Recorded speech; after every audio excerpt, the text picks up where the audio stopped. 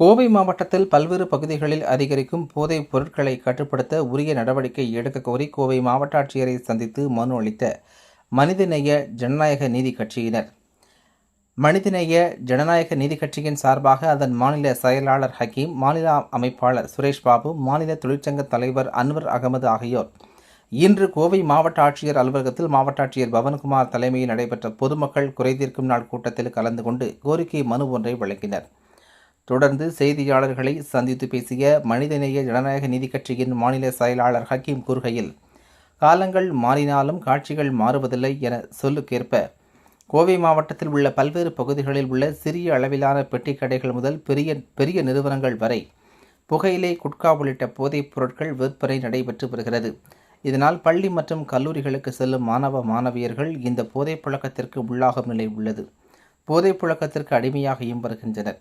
குறிப்பாக கவுண்டம்பாளையம், செல்வபுரம், முத்தண்ணன்குளம், நஞ்சுண்டாபுரம் உள்ளிட்ட பகுதிகளில் அதிக அளவில் போதைப்பொருள் விற்பனை நடைபெற்று வருகிறது என தெரிவித்தார்.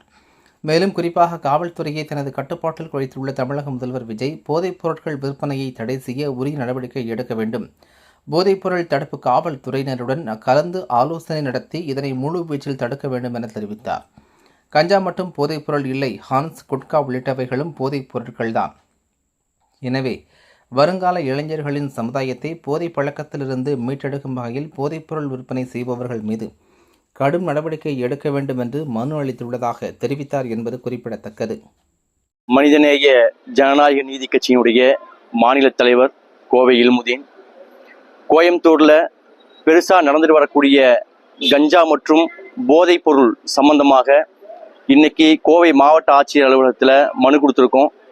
இந்த போதைப் பொருள் அதிகமாக நடக்கக்கூடிய இடம் கோயம்புத்தூர் கவுண்டம்பாளையம் மற்றும் செல்வபுரம் பகுதியை சேர்ந்த முத்தனங்குளம், வெள்ளலூர் குடியிருப்பு பகுதி, ராமநாதபுரம் பகுதியில் உள்ள நஞ்சுண்டாபுரம் மேம்பாலத்துக்கு கீழே பார்த்திங்கன்னா இப்போ நம்ம குறிப்பிட்ட இடத்துல எல்லாத்துலேயுமே இந்த கஞ்சா விற்பனை மற்றும் உபயோகப்படுத்துவது ரொம்ப அதிகமாக இருக்குது.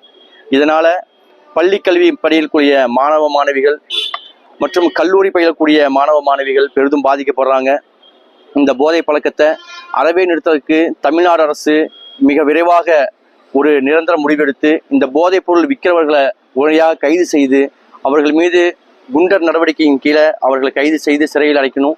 மேற்கொண்டு இதுபோல போதைப் பொருள் தமிழகத்தில் எங்கேயும் ஊடுருவாமல் இருக்கிறதுக்கு இன்றைக்கு பொறுப்பேற்றிருக்கக்கூடிய தமிழ்நாடு முதலமைச்சர் திரு ஜோசப் விஜய் அவர்கள் இதற்குரிய நடவடிக்கையை மதுவிலக்கு பிரிவு மற்றும் போதை தடுப்பு பிரிவு சம்பந்தமான அதிகாரிகளை கூடிய சீக்கிரத்தில் கலந்து ஆலோசித்து மேற்கொண்டு தமிழகத்தில் போதைப் பொருளால் இனிமேல் எந்த விதமான அசம்பாவிதமும் நடக்காத வண்ணம் தமிழகத்தை பாதுகாத்து தரும்படி மனிதநேய ஜனநாயக நீதி கட்சியின் சார்பாக முதல்வர்களுக்கு கோரிக்கை வைக்கிறோம்.